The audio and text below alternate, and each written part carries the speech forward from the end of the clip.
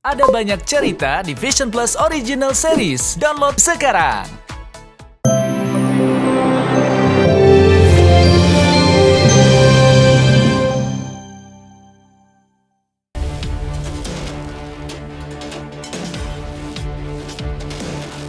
Kepulangan Rohimah yang merupakan mantan istri pertama komedian Kiwil tiba-tiba mengungkap kepiluan selama mengarungi bahtera rumah tangga bersama seorang pria asal Turki, Zeki Bayrak.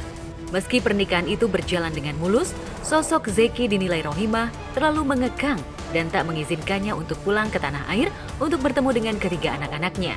Karena permasalahan itulah, akhirnya Rohimah kabur dari Turki dengan bantuan pihak Kedutaan Besar Republik Indonesia di Turki. Sebenarnya bukan sifat asli ya sebenarnya. Jadi lebih ke aku mau izin pulang itu nggak boleh gitu loh. Jadi dia masih menginginkan tuh saya ada di dekat dia gitu. Mungkin kan dia juga perjanjiannya mau pulang ke Indonesia sama saya tuh bulan November gitu loh. Cuman ini karena urgen banget aku harus pulang, urgen banget memang kondisi anak-anak itu butuh aku. Terus juga aku juga akhirnya jadi dilema mau harus pilih yang mana gitu. Tapinya kan di sini posisinya aku harus lebih memilih ke anak-anak gitu. Dan izin secara baik-baik sudah, tapi tidak diperkenankan, tidak diperbolehkan, tidak dapat izin. Akhirnya ya mau tidak mau, karena memang saya juga merasa tertekan juga, akhirnya ya mau tidak mau saya minta pertolongan sama orang kedubes gitu untuk bisa menjemput saya supaya saya bisa keluar dari rumah suami gitu. Karena kalau saya keluar sendiri tidak bisa. Terus kalau saya keluar minta dijemput sama temen juga nanti takutnya imbasnya jadi jelek. Takutnya nanti imbasnya temen ini jadi kenapa-napa. Akhirnya ya mau nggak mau yang memang kita menurut aturan kita di negara orang itu secara baik-baik ya akhirnya aku minta dijemput sama orang kedubes gitu. Ada tertekannya karena memang itu suami terlalu tidak memperbolehkan gitu, tidak memperbolehkan aku pulang ke Indonesia, aku balik untuk anak-anak gitu. Itu kan jadi tertekan sayanya kan gitu loh. Tertekannya di satu posisi saya harus sama anak-anak harus perhatian. Nah, di satu posisi suami tidak mengizinkan, jadi kan tertekan sayanya kan gitu. Akhirnya ya mau nggak mau sayanya minta pertolongan sama orang kedubes gitu. Dia pada saat itu bingung kenapa kok saya tiba-tiba minta dijemput sama orang kedubes sama orang jandarma gitu. Karena kan memang nggak ada apa-apa sih sebenarnya, maksudnya nggak ada kekerasan, nggak ada apa, cuman karena saya tertekannya karena saya tidak diperbolehkan kemana-mana, tidak diperbolehkan untuk pulang itu doang gitu. Makanya ya akhirnya kan saya memberikan ke kedubes sama ke jandarma itu ya yang benar-benar memang saya harus keluar dari rumah itu gitu. Sosok Zeki yang memiliki sifat penyayang dan bertanggung jawab seolah luntur dengan kegangannya yang tak mengizinkan Rohimah untuk kembali pulang ke tanah air. Karena itulah membuat Rohimah memilih kabur dari kediaman Zeki di Turki. Karena ketidaknyamanan itulah, akhirnya Rohimah memilih berpisah ketimbang melanjutkan hubungan rumah tangga, namun anak-anaknya di tanah air terbengkalai. Oh belum, saya belum menggugat cerai, saya belum. Kita baru kemarin itu cerai secara agama karena saya keluar dari rumah itu gitu. Tapi suami mengatakan bahwa dia belum bercerai dengan saya, ya terserah lah ya gitu. Saya juga belum cerai secara pengadilan karena memang saya belum menggugat gitu. Karena kan di sana itu proses perceraian itu 1 tahun.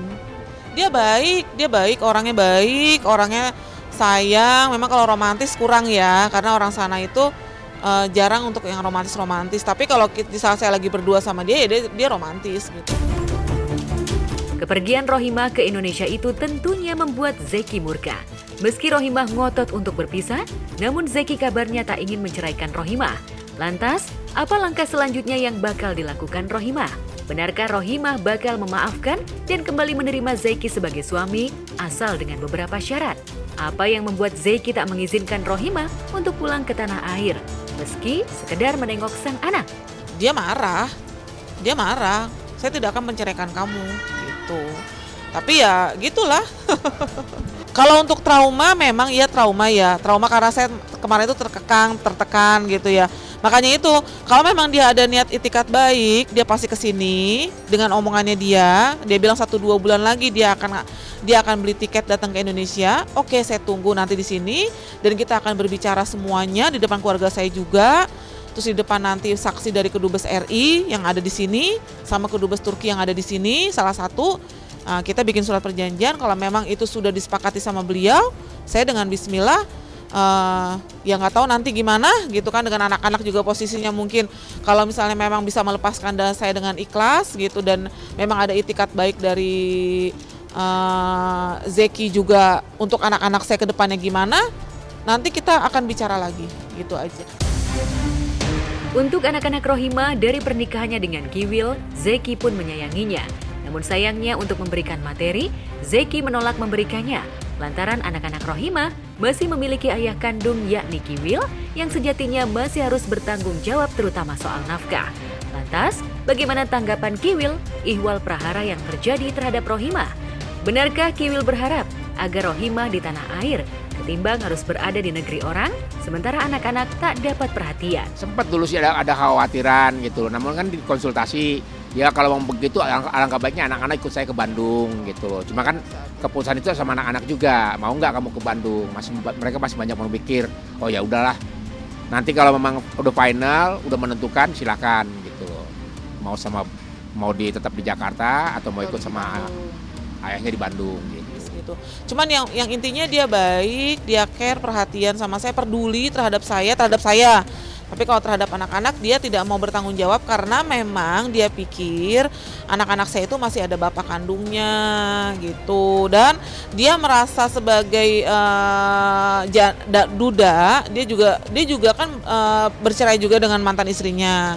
Dan dia merasa dia sebagai duda, sebagai kepala rumah tangga, sebagai bapak, sesudah dia cerai juga dia masih bertanggung jawab sama anak-anak gitu. Makanya dia persepsinya ke dirinya dia gitu loh. Jadi dia tidak mau bertanggung jawab secara materi buat anak-anak saya karena memang anak-anak saya masih ada bapaknya. Tapi kalau dia sayang sama anak-anak saya gitu. Cuman kalau untuk bertanggung jawab materi dia nggak mau gitu. Makanya itulah yang jadi momen saya harus pulang gitu.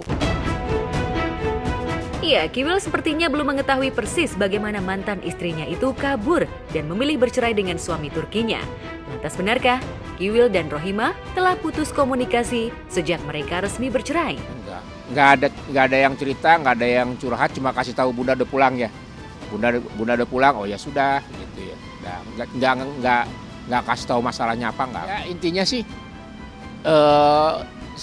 Fenty sama saya sudah menganggap seperti adik dan kakak gitu loh. Jadi saya juga sebagai kakaknya juga mendoakan mudah-mudahan urusannya bisa selesai. Bunda juga punya penyakit, mudah-mudahan Allah angkat penyakitnya, Allah sehatkan.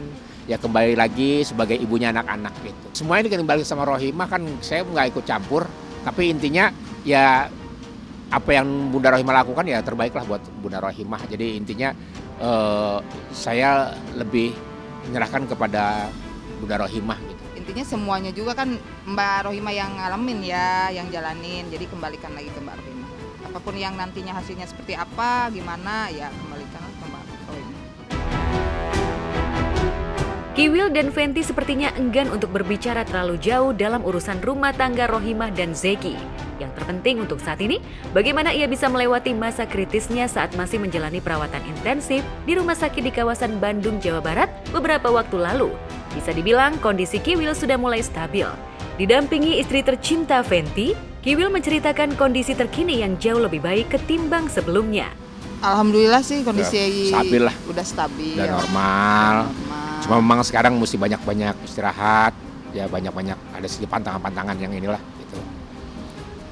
Jadi sebenarnya kalau gue sih nggak pantangan gitu loh. Orang yang pantangan ngasih ke gue tuh gitu aja. Intinya lebih menjaga kesehatan ya, aja menjagalah. Sekarang mah banyak istirahat sih yang diperluin istirahat. Iya, yang penting istirahat. Disiplin juga minum obat, herbalnya juga Ya. terus. Kemarin sih sempat ya check up. Alhamdulillah sih yang masih observasi ya, masih observasi mengarahnya kemana sih yang sakitnya apa gitu.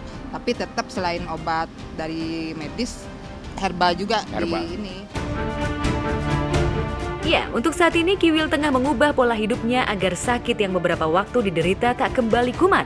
Apalagi di dalam tubuhnya, ia didiagnosa terdapat banyak virus. Sekarang ini mungkin gue nggak mau memaksakan diri ya. Kalau dulu kan udah 24 jam terus bekerja gitu loh ini. Kalau sekarang ini gue di saat harus tidur ya tidur, di saat istirahat gitu loh. Karena memang ngerasain sendiri badan kalau udah lemes, capek, panas, wah udah nggak fit itu badan gitu loh. Apalagi kalau terlambat makan nih Maya. Kalau terlambat makan udah langsung pusing, tegang, udah badan pengen tidur aja. Tidak memaksakan sekarang, tidak Nggak memaksakan diri gitu loh. Setelah sampai kayak udah nggak bisa ngapain, enggak juga gitu. Dan drop banget ya. Drop banget ya Pak. Yang pasti ngerasain pertama sakitnya Kiwil tuh ya itu yang paling parah maksudnya. Jadi ngerasain banget.